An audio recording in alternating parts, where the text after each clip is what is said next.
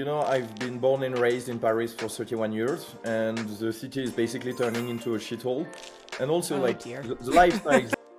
Shout out to the Orange Manufacturing Group. They helped me with my logo design, and you know that I'll be ordering their premium hardwood sign and lightning keychain. Accessories are curated from a selection of durable traditional materials built to last. Use the Geyser Fund link in the show notes to take advantage of their Trust Minimal process, or to save 5%, go to omg21btc.com. That's omg21btc.com and use code AAB21Q.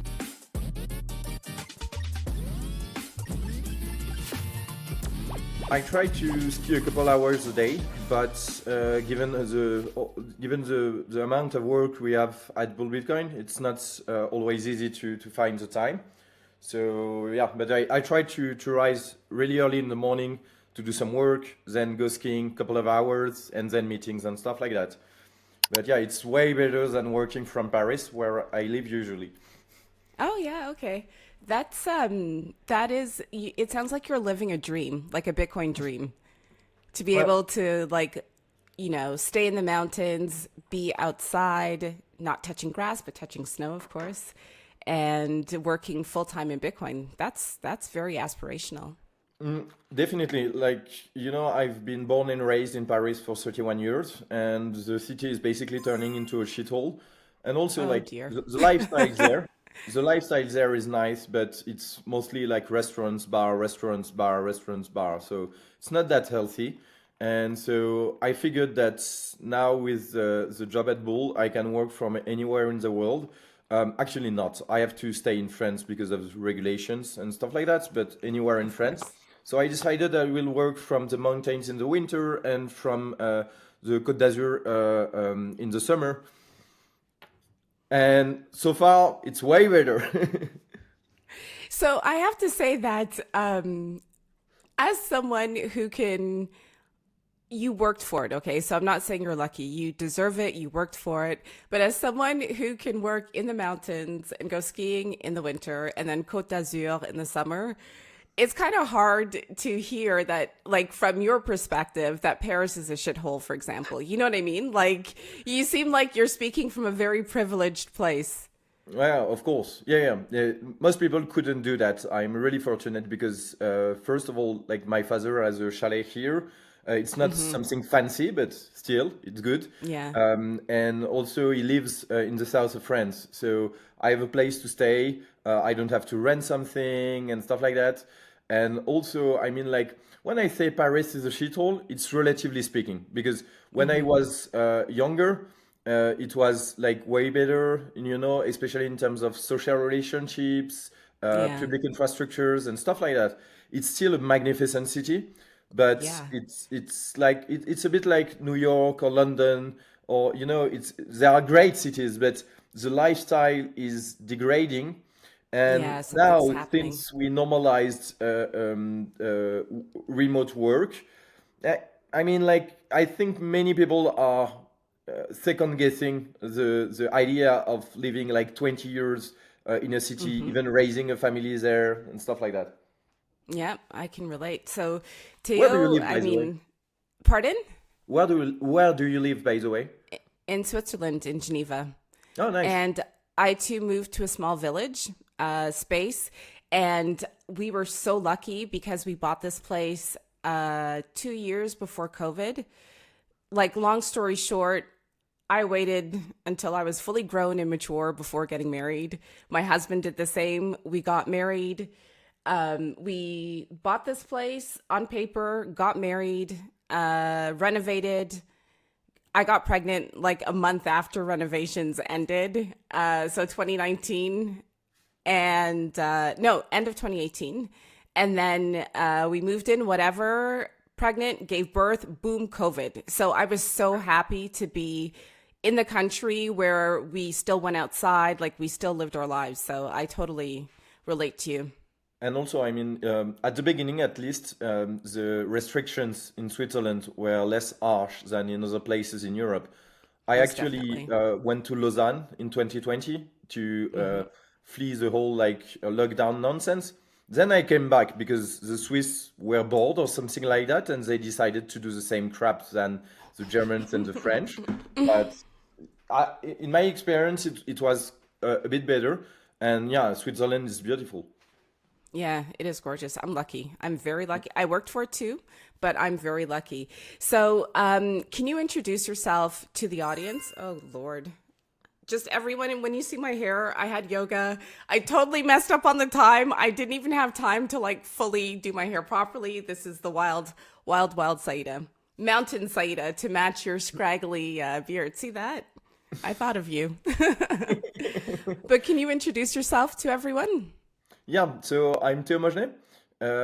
I'm from France and I'm currently the general manager for Europe at Bull Bitcoin. Bull Bitcoin is one of the oldest Bitcoin exchange in the world. It was founded by Francis Pouliot, a French Canadian OG Bitcoiner in 2013. At first, it was a physical desk, and because it doesn't scale well, he decided to make it digital starting in 2015, if I remember correctly, and thereafter, because of the lockdown, as we were speaking before, he decided to immigrate from Canada to Costa Rica, where there Yeah. wasn't any lockdown. And because he is really like he really wants to live on a Bitcoin standard and lead the way, he needed to find a solution to have like Bitcoin on and off ramps and payment solutions in Costa Rica. So he decided to launch Bull Bitcoin there, and then it struck him that it's not that difficult, and people were so pleased with the experience that he decided to expand Bull Bitcoin internationally, starting with Europe. So he hired me to develop the activity first in France and also in Europe. I think you already had Gilles on your Yeah, podcast. yeah, yeah. Yeah, So the art of ship posting. Yeah. yeah, exactly. So Gilles was our second employee in France, by the way, a real French OG Bitcoiner.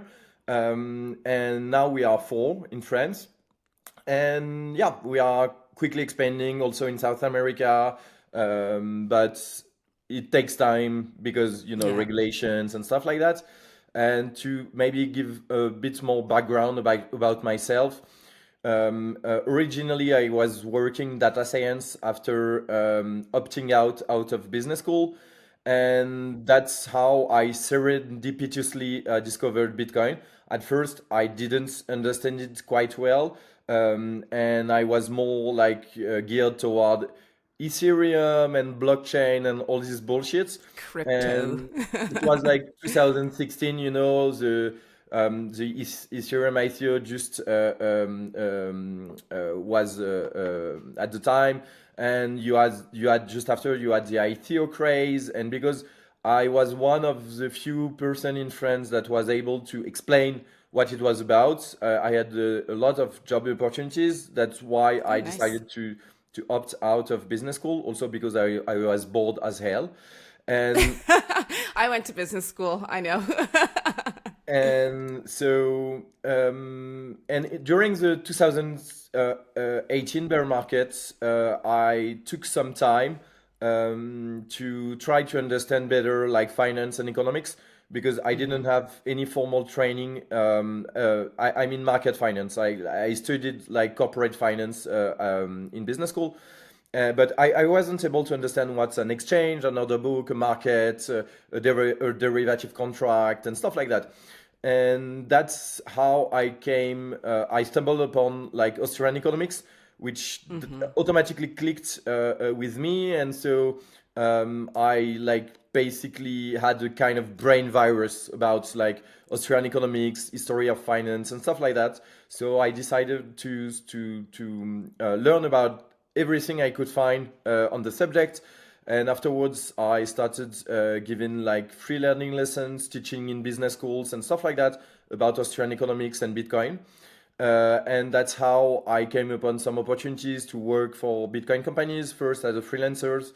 And then last year, Francis contacted me basically saying, yeah, I want someone to run the bull Bitcoin in France to expand. And like, I've heard good thing about you. Let's meet up and see if our vision align. And that's how it started, basically. That's amazing.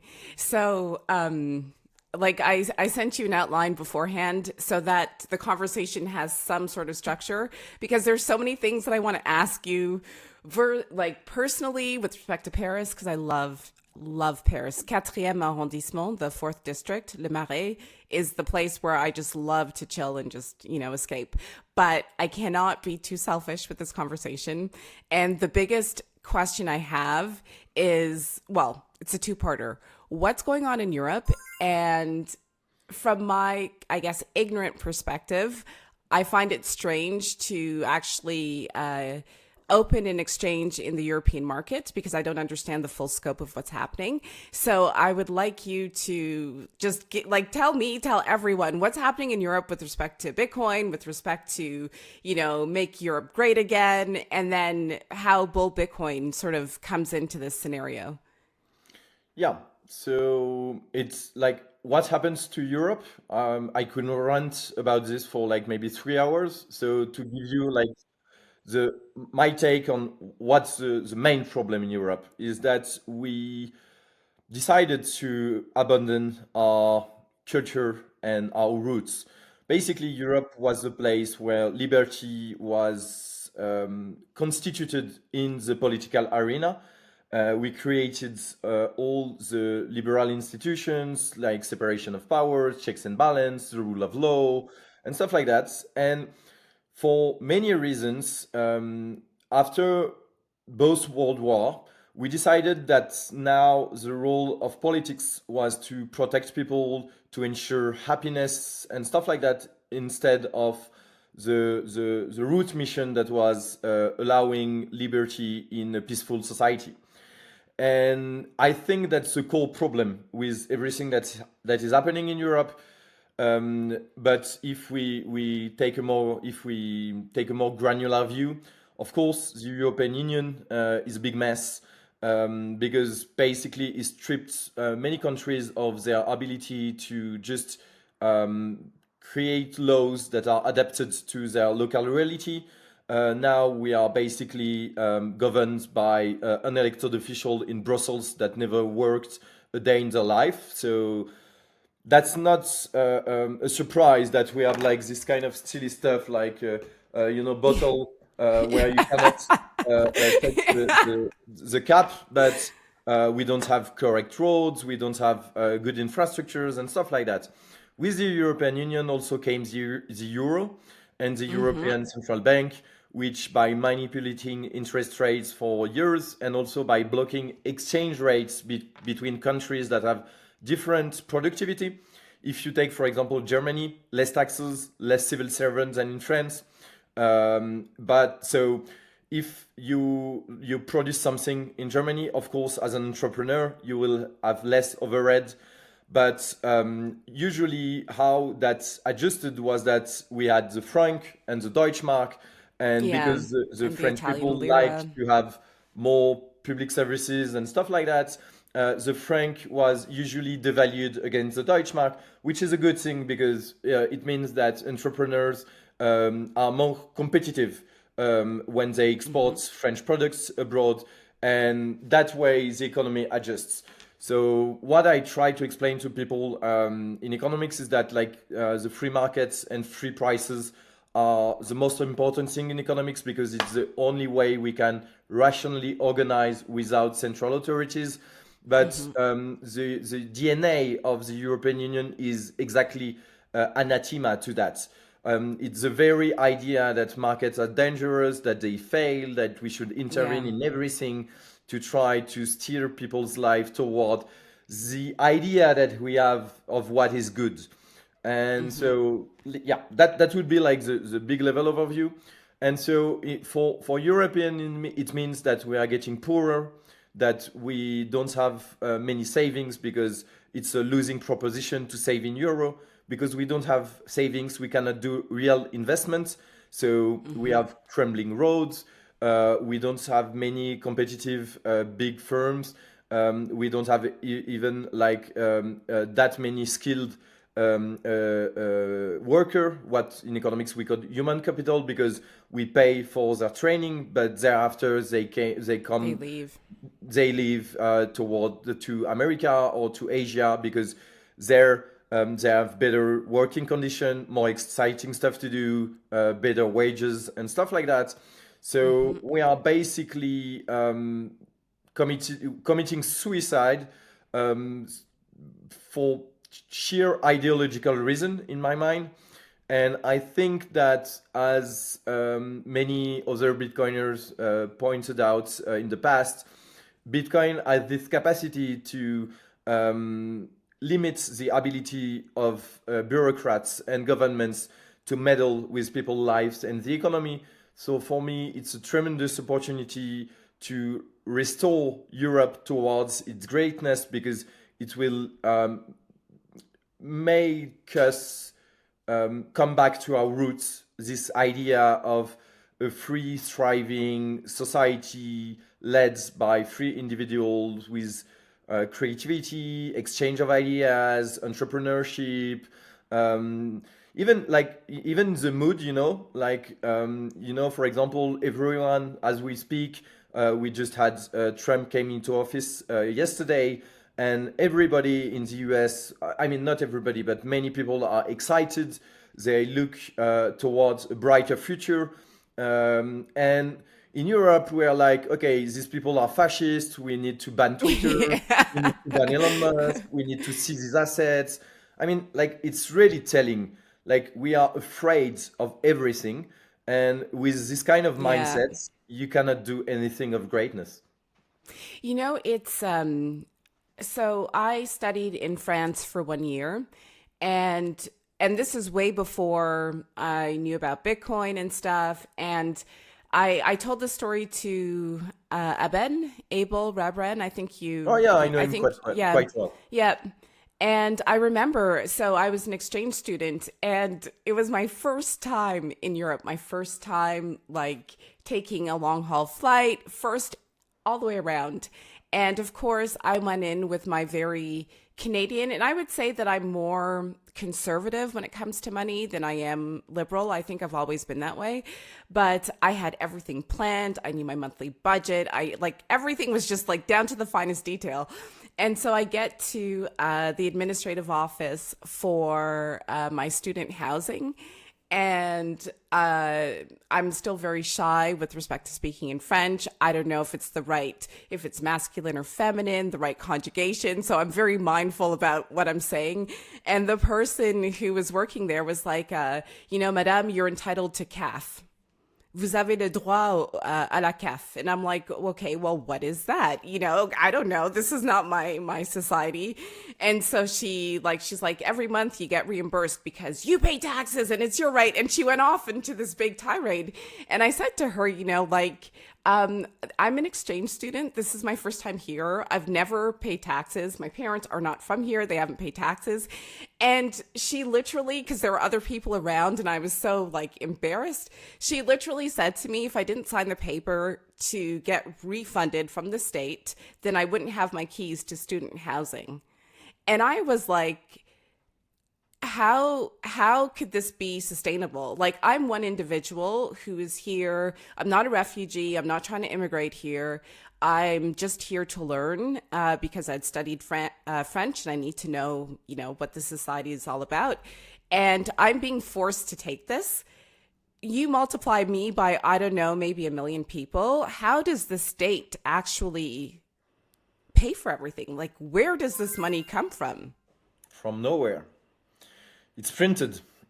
And I mean, it's a really good example. I was a student in France myself also.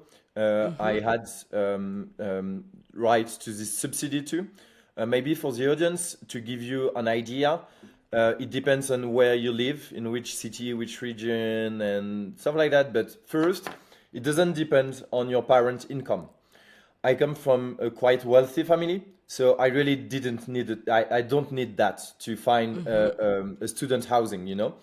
And I got for like something like 5 years, I got between 250 and 300 euros per month without doing nothing and with no condition. And it's totally crazy when you think about it because first, as I mentioned, I didn't need that money. And also, as you mentioned, like we have a lot of foreigners coming to study in France. And so if you multiply that by the number of students every year, especially with people doing longer studies, like now having a doctorate in gender studies, it's 8 years. And to work at McDonald's, it's a lot of subsidies to give to someone. And so, I mean, like, at the end of the day, I think this is because, first, for a politician, extending gifts is a good strategy because that's how you create slaves. Because people Mm-hmm. are not free anymore if they are dependent on the state. And also, um, because they don't have any hard budget constraints, and by that I mean they can just print the difference. Yeah. Nobody is incentivized to rationalize state resources. And for example, as we speak, the French deficit last year was more than 6% of GDP. It's the kind of figure that you will see in like failing South American economies, in corrupt African countries, and stuff like that. And even though we are basically bankrupt, like the mainstream narrative in France currently is that we have to raise taxes, we have to create more norms, we have to forbid stuff, and we have to extend more subsidies for bullshit stuff mainly. And so I think that's why I decided to start the conversation with like this kind of high level ideology thing, Yeah. because we can discuss for long about like the policies, is it good, is it bad, about like money and stuff like that. But I think like Bitcoiners already understand that. But to me, like the main point is that until people begin to understand that the state is a problem and not the solution, nothing will change. Either, So yeah, excuse me. would you hate on me if I were to enroll in like a PhD gender studies program, get the French state to subsidize my learnings and use that kickback to stack Bitcoin? Would that be really bad? I mean, I don't care. Like, you can study everything you want, but on You know your I'm own. joking, right? Yeah, yeah, but I mean, like, I don't care what people, what career choices or studies people decide to make, but you should do it on your own dime, and you should bear the consequences. Because at the end of the day, if you are interested in that subject, it's all good with me. But if it doesn't give you skills that you will be able to use to create value, I shouldn't be the one paying for it, you know? Like, and I don't say I as like me, but society or the taxpayer say that like you want. I mean, it's just like, I think, for example, that if like people didn't have like this security net given by the states, they Yeah. would choose differently when it comes Oh, to, definitely. for example, even as I told, I was in business school, you know. I think for people living in like maybe UK or the United States, the figure I will give will seem pretty low. But my school was like something like 15,000 euros a year. And I mean, like, I haven't actually learned anything I couldn't learn out of YouTube for free. Yep. Yep. So at some point after my first year, I decided to do this kind of program whereby you work like 75% of the time in a corporation and 25% of the time you are back in school, but the corporation pay for your school. And that's how I learned basically everything I happen to use in my jobs afterwards. And I think like and I did that because I have to pay it for myself. because basically I was a turbulent kid, and so my parent told me, okay, you want to not work because I didn't have good grades and stuff like that. You will pay for it yourself. And so I decided to, and so once you bear the opportunity cost, you just make different decision. Yeah, I totally agree. I agree completely. My parents were pretty I would say they were pretty hardcore with me as well. I remember as a teenager, my mom was like, okay, you're a teenager, you need to buy deodorant and whatever else.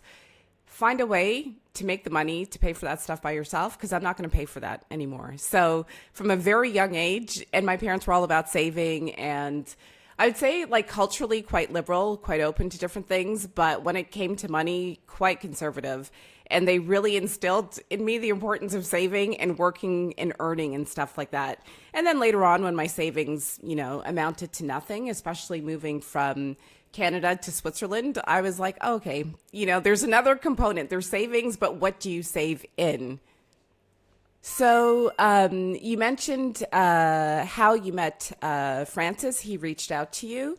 When Gilles was on the podcast, it was just before Christmas, and he said that Bull Bitcoin would roll out in December, which you guys did. And very quickly afterward, you expanded into the rest of Europe. I think the announcement was it last week or a few days ago? Oh yeah. So actually, the platform was always open for any European residents, with the caveat that for the moment it only supports the euro as a funding currency. So mostly folks within the eurozone. However, because we are in France, because most of Bull Bitcoin employees are French speaking, either French Canadian or from France. We decided to focus on France, and that was France's intention from the start. So we basically announced in French first, because that's the main market we targeted, and thereafter only we announced in English, doing spaces with Francis and videos with JJ and stuff like that, Yeah, that we Gigi. were rolling out in the whole Europe. But for all practical intents, we launched the platform on the 15th of December, and already we had people coming in from different European countries. Even though we didn't put the word out, just they knew because they follow Francis, they follow Bull Bitcoin, they're friends of us, and just some of them they went to the Canadian website, and there is writings at the top saying like, hey, if you are from Europe, you can click this link and you will be redirected towards the European platform. And so to give a bit of precision here, we are allowed to give services to European residents, with a couple of exceptions. However, we are not allowed to target them specifically.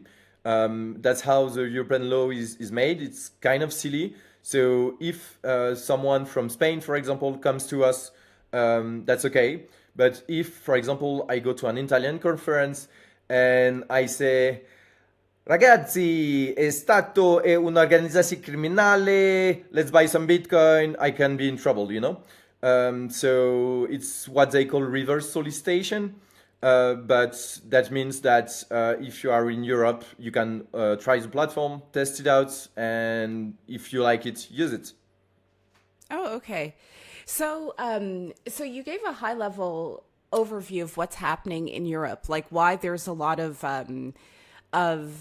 yeah, why things are unsettled right now, in terms of Europe losing its culture.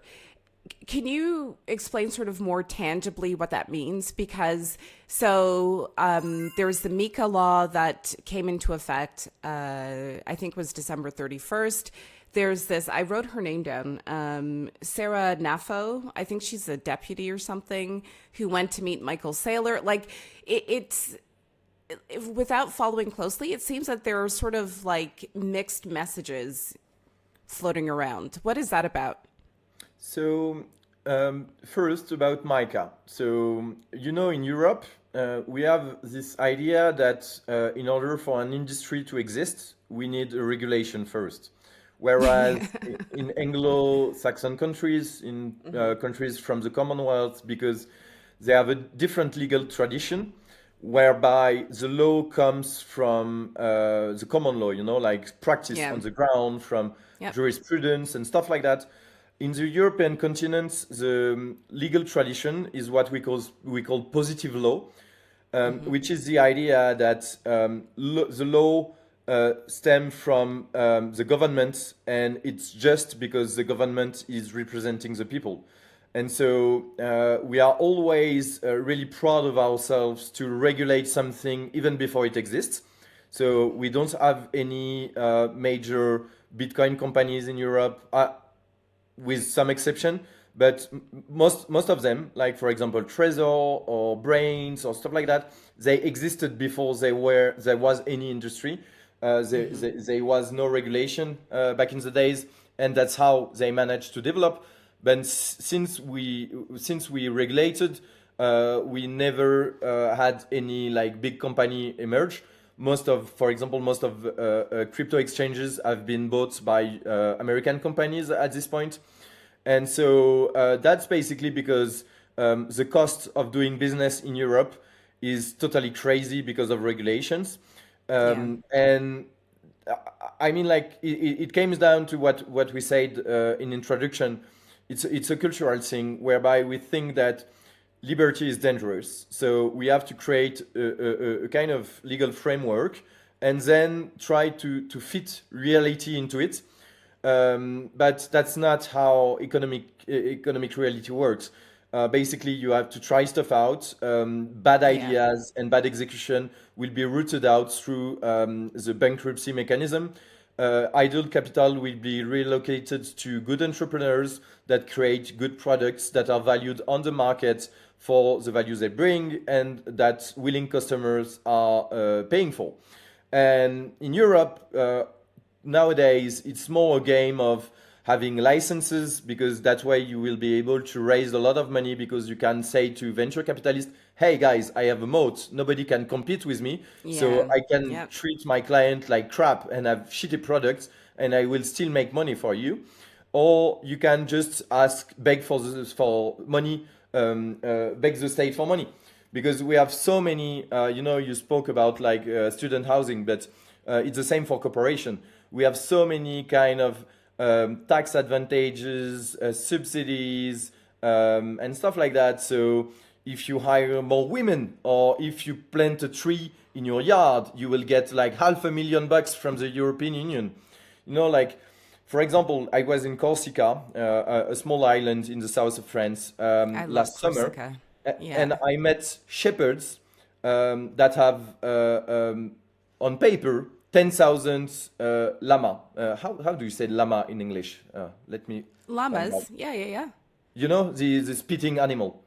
Yeah, yeah, yeah. Yeah, yeah.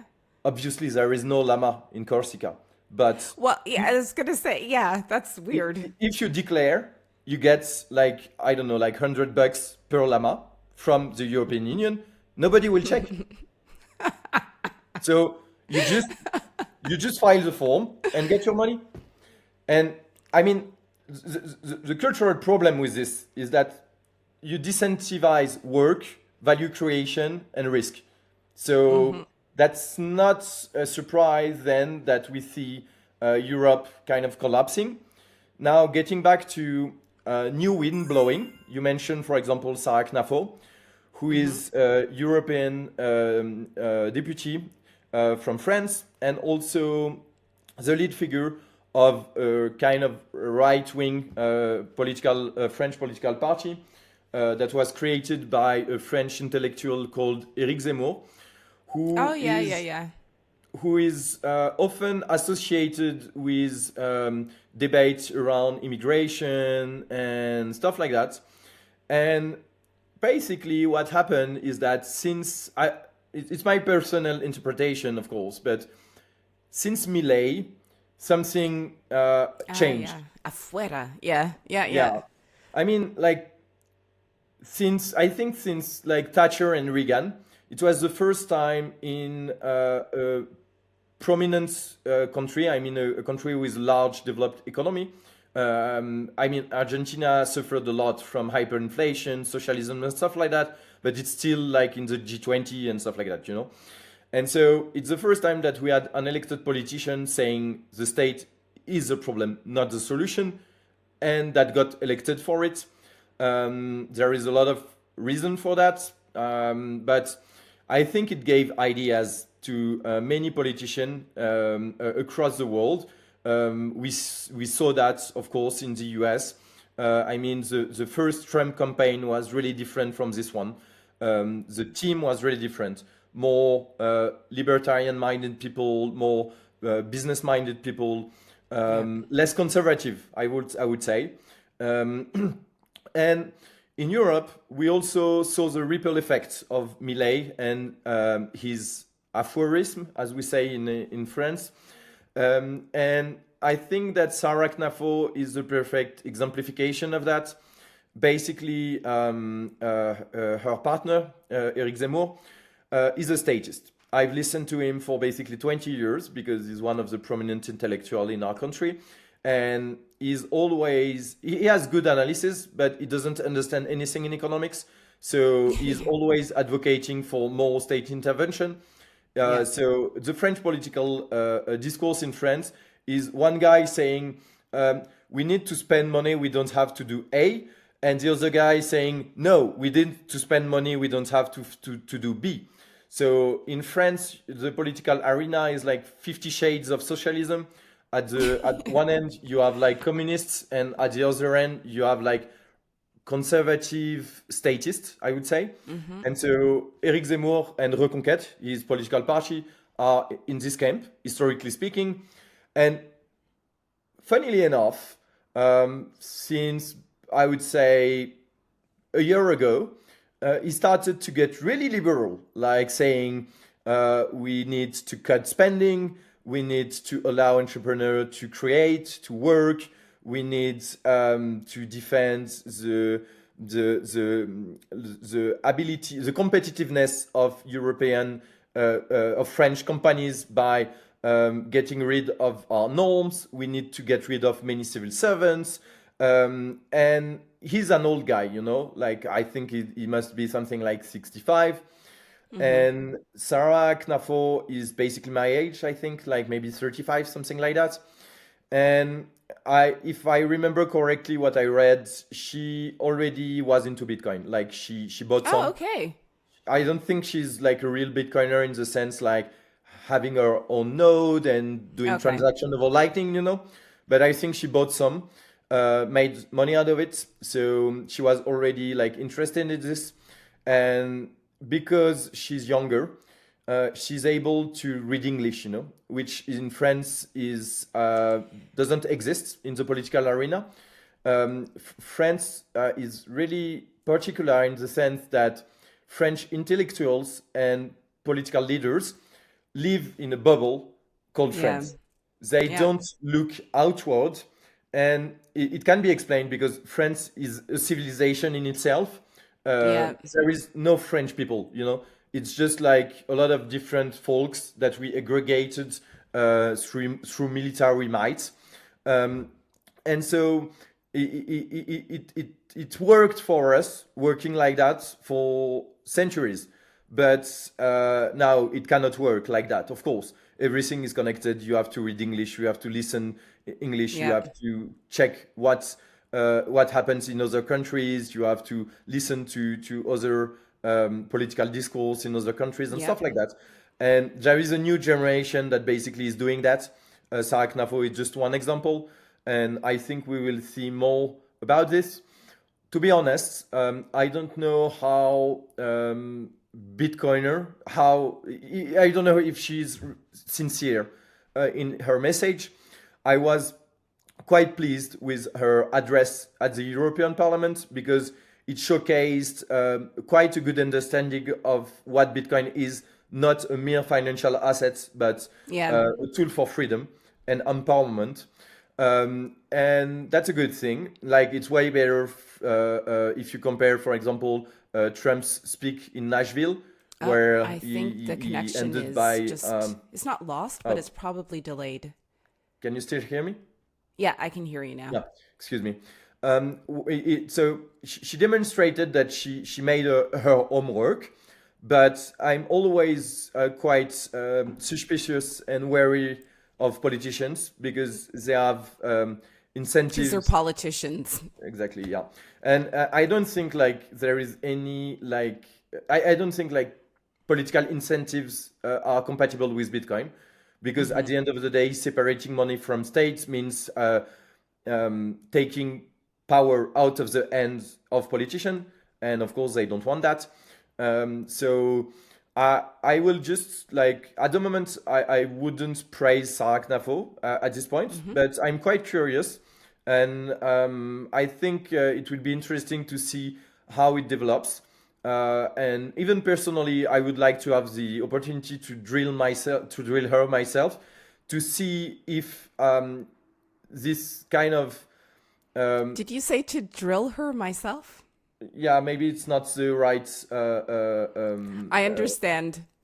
Out of oh yeah, context, it could be oh my interpreted. god, oh my god. That's okay. That comes off. Yeah, what I mean is just question her and see Yeah. if this liberal shift is this kind of libertarian pro-Bitcoin shift of her and her political party is something genuine, or Yeah. if it's just a facade. You know, like going back to the cultural aspect again. So from my observations, my husband is French. My in-laws, like I'm around French people relatively frequently, and I noticed that from a cultural perspective, there's less of a meritocracy and a lot of I guess credence is given to hierarchy, your perception, your social, the perception of your social status. And contrary to that, Bitcoin is quite flat.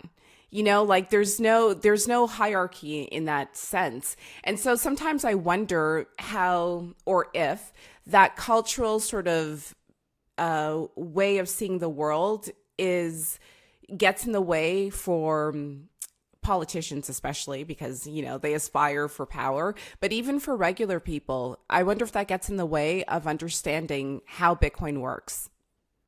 A lot.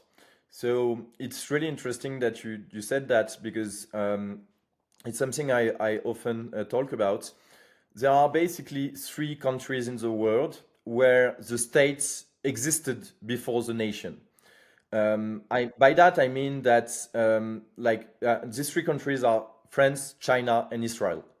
So if you take, for example, Italy, you had like Renaissance cities, you had a lot of regions and stuff like that, and then they united into Italy at the end of the 19th century, and they created a state. In France, since the fall of the Roman Empire, the Franks, which were barbarians basically, they conquered a bunch of other folks, and they created a Catholic state. And so the state was at the center of France forever. And so that's why I think culturally we have a lot of difficulties to think human relationships outside of state authority. And when it comes to Bitcoin, if in effect, it makes things difficult for folks because basically they get the numbers go up parts because nobody likes to be poor. And so they turn Yeah. themselves toward crypto because Yeah, okay. you Yeah. understand? And it's really difficult to make French people like the freedom aspect of Bitcoin. Like, for example, at Bull Bitcoin, we are self-custodial only. So we have a niche market in some sense, Bitcoin only, self-custodial only. And in France, basically, we have to create these markets because due to these cultural facts I just described, most French people are basically slave in their mind. They always look out to people with diplomas, hierarchical functions, titles, and stuff like that. Yeah. They don't like to take risks. They think that everything that is not allowed by the law is forbidden. They don't Yet really. there's always the game with the taxes.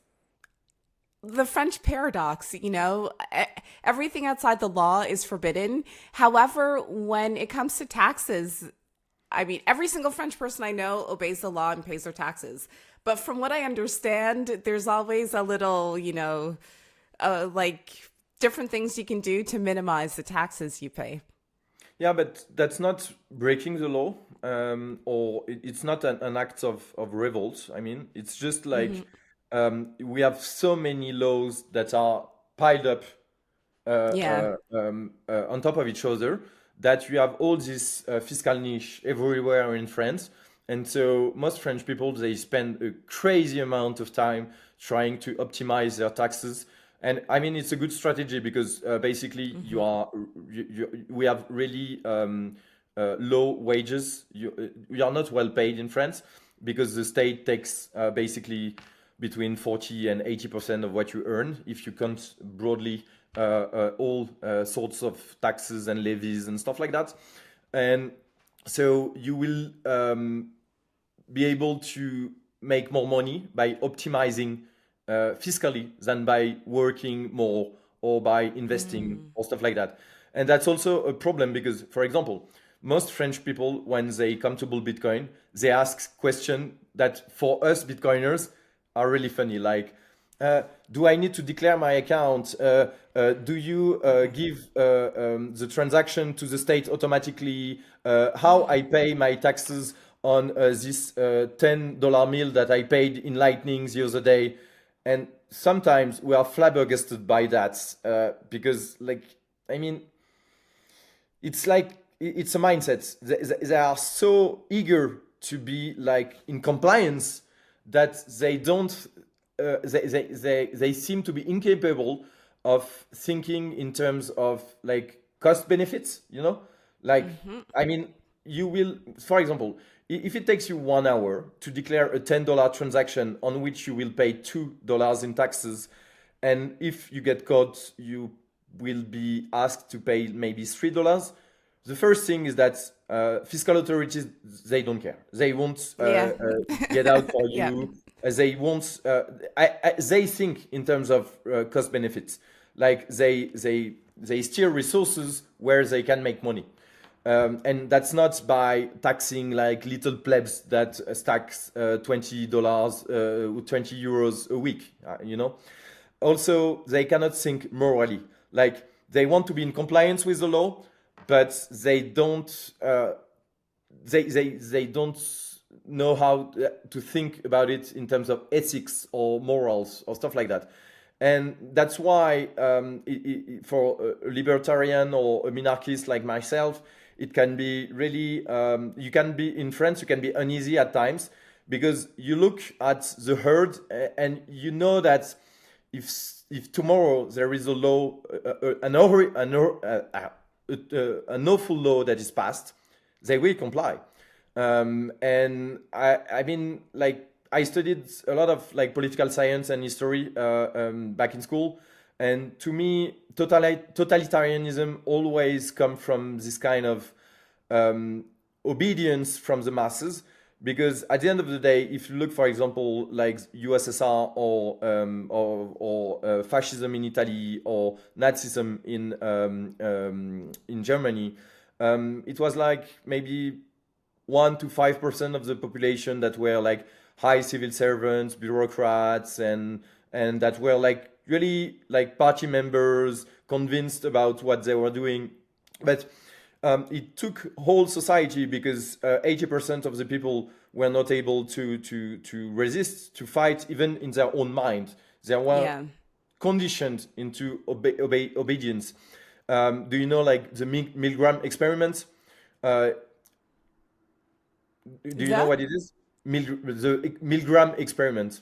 No, I don't know. What is that? Basically, it was an experiment conducted in the 60s in US universities, which tried to measure how far people are able to go when an authority, a source of authority, tells them to do something that is clearly immoral. So the Oh yeah. experiment, you had someone in a room wired to an electrical chair, and the person in the study was in the other room with some like Oh yeah, yeah, university yeah. I've seen figure. this. You've seen this. Yeah, and they shock each other, right? Exactly. So you Yeah. ask question to the people tied to the chair. Of course, he's an actor and he's not actually receiving electrical shocks, but the guy who pushed the buttons doesn't know that. Yeah. And what the study showed is that 66% of people will go until the highest voltage if they are told that it's okay to do so. I think in France this figure would be even higher. And Yeah. the Milgram experiment has been used a lot of time to explain why totalitarian regime can can happen in a society, even though most people don't want it. I feel that. I think I've had like maybe four French bosses. One of them is my favorite boss of all time. Like no doubt about it. He's just because he was open, he's traveled the world, he's worked in different countries, and so his mindset is just different. But I've had a few who were like, they could not tolerate someone who, in their esteem, didn't have a level of status that they respected, saying anything that would contradict their belief system or being right about something that they don't know about. And with respect to Bitcoin, I've had a lot of run ins with affluent French people who just they could not tolerate what I had to say about Bitcoin because it was just too much cognitive dissonance that they had to deal with.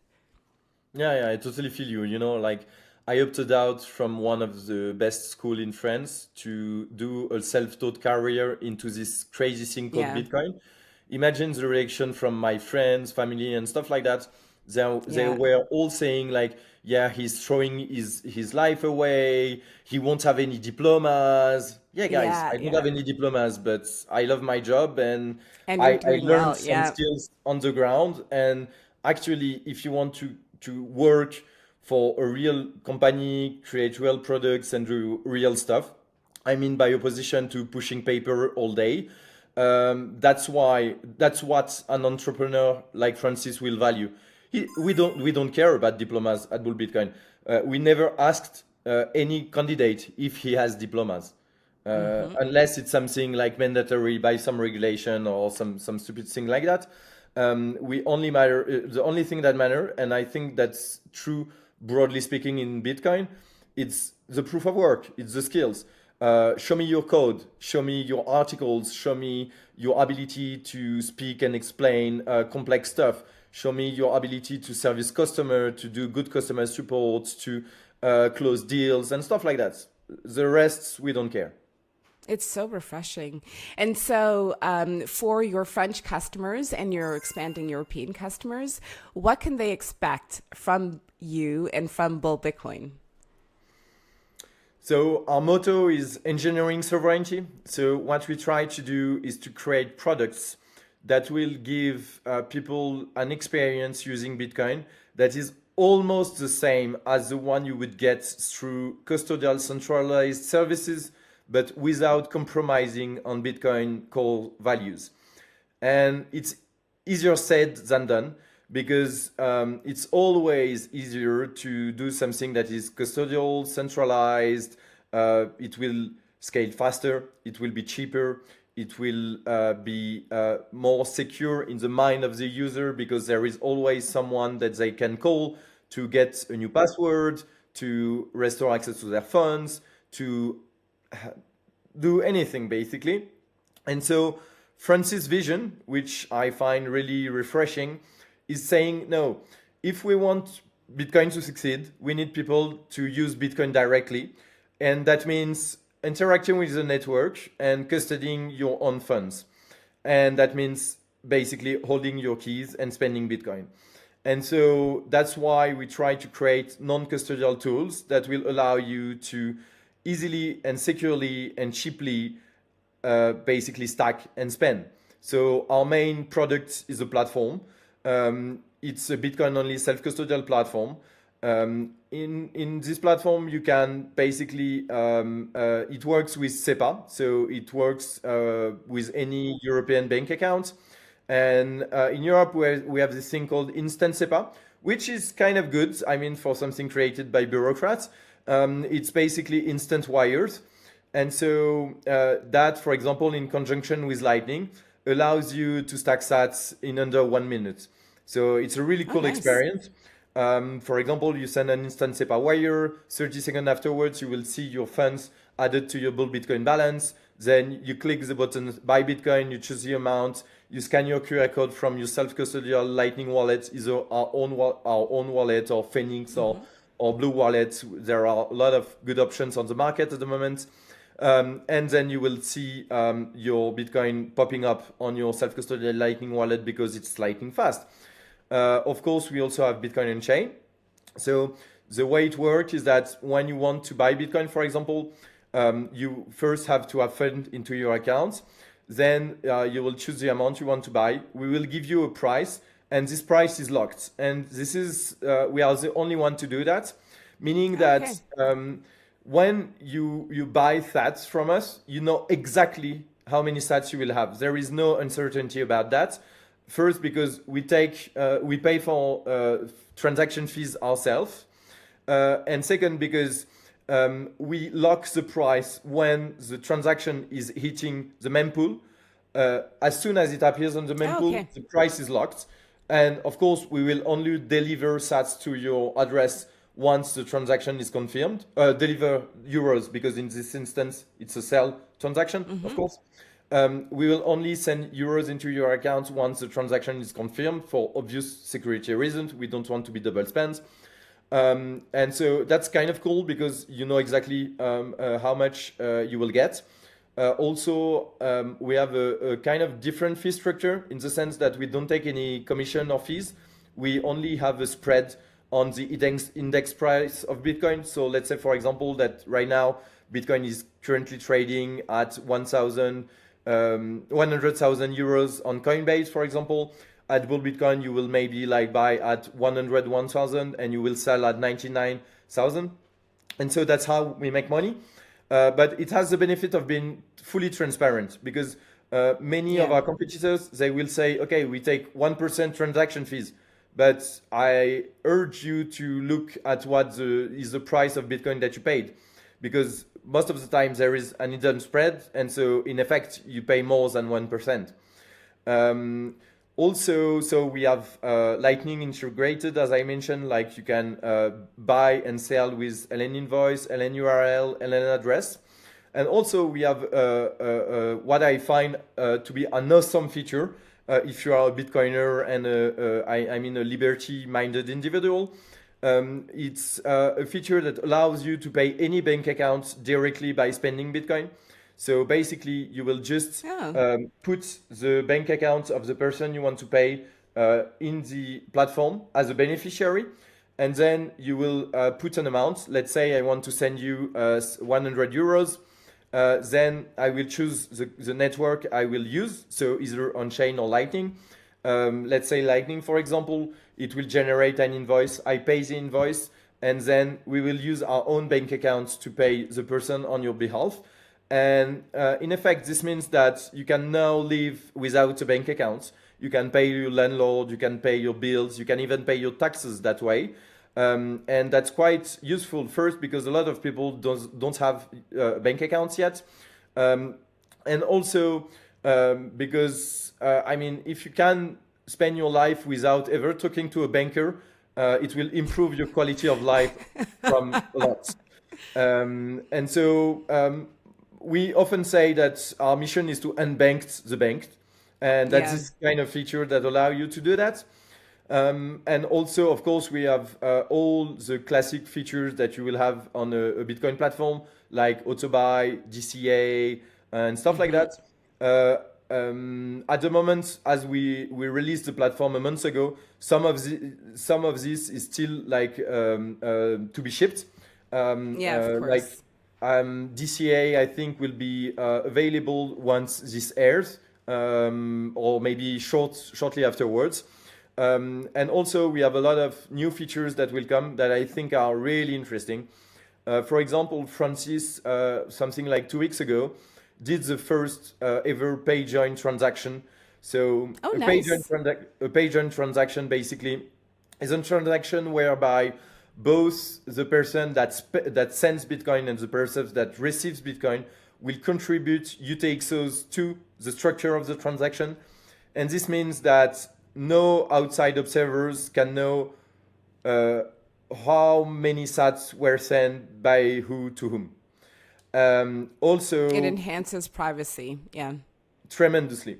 And Yep. also, it enhances privacy even for folks that don't use it, because most of the surveillance on Bitcoin is done through chain analytics tools. And the way these tools works is basically they try to detect patterns of transaction within the chain, and they label stuff to be able to make links between transactions. And I mean, for that, they need to see amounts that represent something. And if, for example, 5% of Bitcoin users are using pay-join transaction, it breaks their heuristics, because now when they Yep. see a transaction, they cannot know if it's genuine transaction. I mean, like someone sending like maybe 1 million sats to this address, or if it's an exchange batching a withdrawal transaction, or if it's someone doing a pay-join transaction.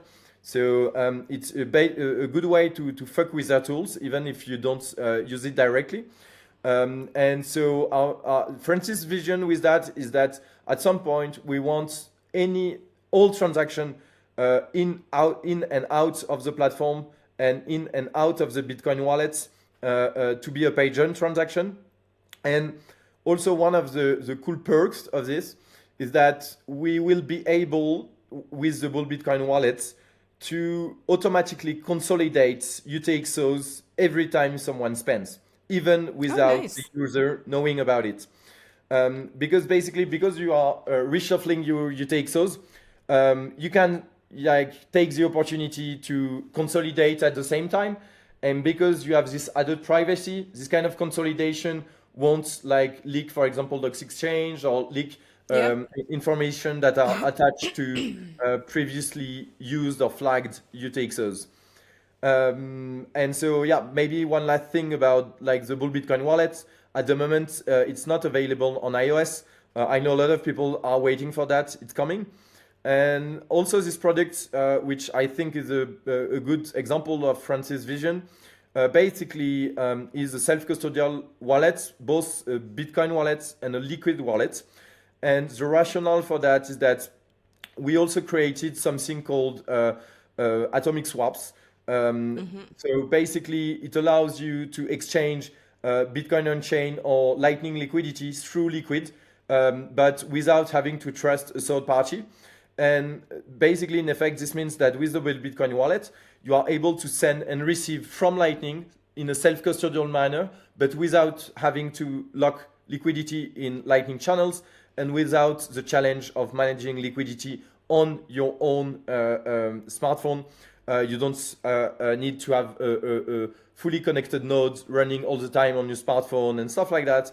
And it's a wallet that has been designed in terms of UI and UX for Yeah. noobs. So there is like very few technical terms. Like for example, when you want to do that, there is like instant transaction and secure transaction. This kind of Yep. terminology to help people understand, like no non-technical people understand the difference between different payment services without unnecessarily burdening them with technical terms that they don't care about. But if you are an advanced Bitcoin user, it also has all the functionalities that you would like. You can connect it to most other wallets. You can do coin selection. You can do coin labeling. You can connect it to Oh, wow. an Electrum server. All this Nice. kind of stuff. That's good. When I started, I on this journey, like it feels like 100 million years ago, there wasn't all of these services available. I think the first time I used an exchange was, I don't know, maybe a while ago, but I went through, oh my gosh, it's so dry in here in the winter. It's horrible. Sorry. But I went through like paper wallets, the cards. I did so many different things, peer-to-peer transactions, and I had to make mistakes. And I remember, I don't think I did. I think I went straight to self-custody. I don't even know if there were like non-custodial solutions or what they were back then, but the fear and my hands are sweating, when it's just a little amount. When I set up a note for the first time, I just had, sorry. I No just had a problem. little tiny bit, which actually is probably worth a lot more today. But I mean, I lost the keys, so whatever.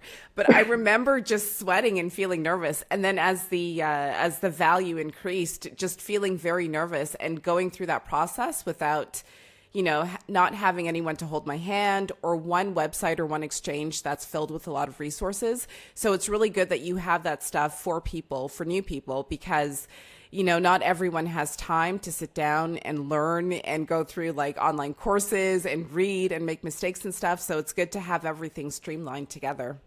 Yeah, I mean, like, like I met Francis for the first time like a year ago, and so he presented his vision to me, and I was seduced at the beginning because, I mean, like I'm not a technical person per se. Like I put my hands in it, so I Yeah. understand it, but Yep. I'm not a developer by training. And so even for me, as a regular heavy Bitcoin user, having been in Bitcoin for many years, Oh, I think we many froze technical again. stuff are still like Yeah, here we go. sorry, many technical stuff are still like difficult to grasp, and I'm sometimes, as you described, like asking myself if I'm making a mistake, especially in terms, for example, of coin selection and privacy and stuff like that. And I mean, we cannot expect everyone on the planet to spend the equivalent of a PhD looking at podcasts Yeah. and doing like a quiz online to understand how Bitcoin works under the hood. You know this saying from Clark, any sufficiently advanced technology feels like magic. That's one Yeah, that's yeah. that's the experience we want to give to people.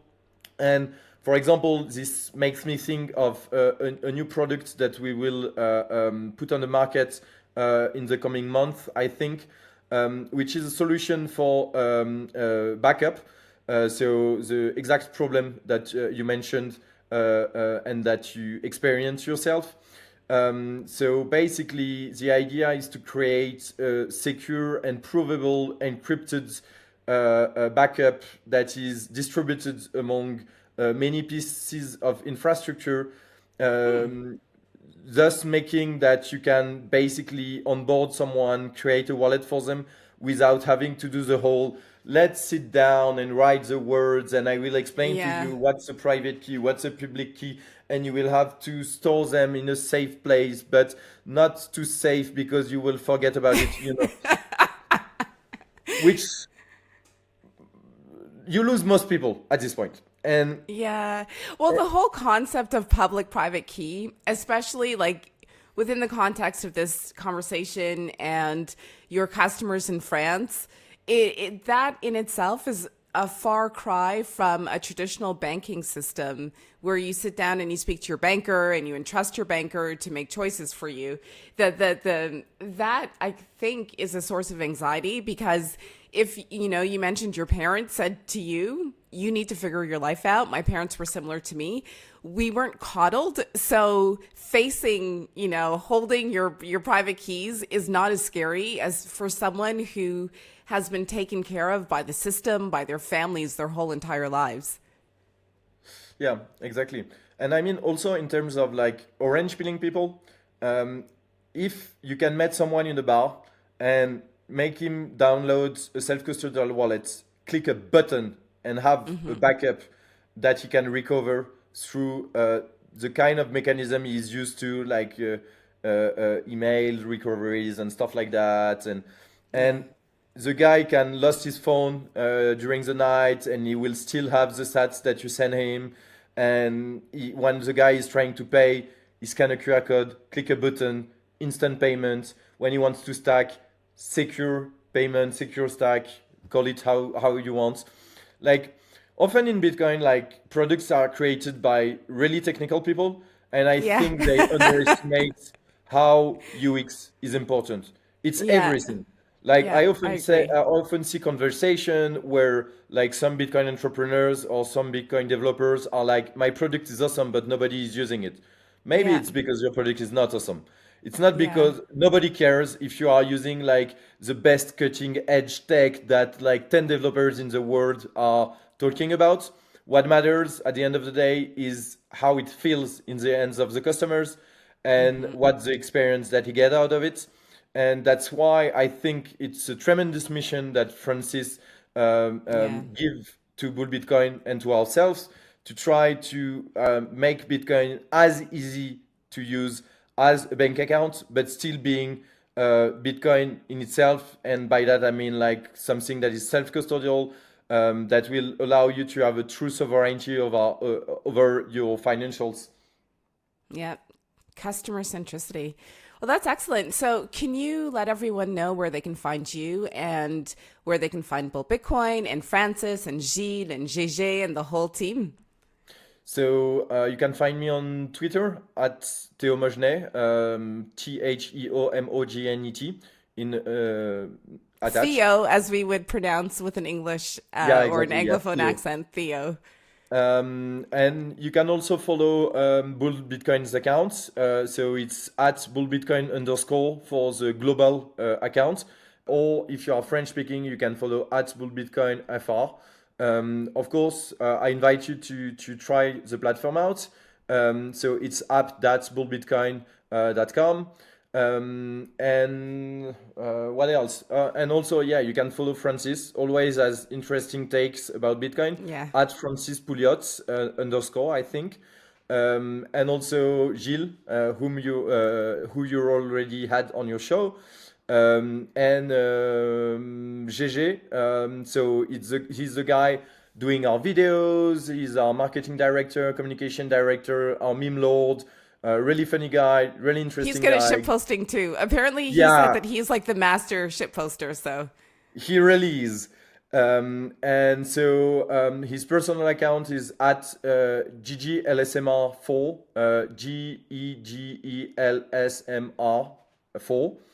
GEGELSMR4. Yeah, and that's about it. wonderful. Thank you so much, Theo.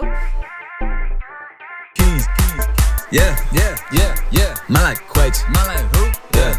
Takes her Bitcoin off exchanges under self-custody. She runs her own node, providing liquidity. Yeah, she got her own keys. She got her own keys. She got her own keys. Yeah, she got her own keys. She got her own keys. She got her own keys. She got her own keys. She got her own keys. Yeah, she got her own keys.